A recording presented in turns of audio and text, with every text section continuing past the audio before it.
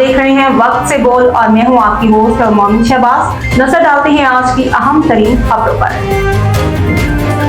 डस्का से डॉक्टर फाहद महमूद की रिपोर्ट। मोतरा नहर के बंद में शिकाफ पड़ने के बायस पैदा होने वाली हंगामी सूरत-ए-हाल पर जिला इंतजामिया ने फौरी कार्रवाई करते हुए मुमकिन बड़े नुकसान को टाल दिया।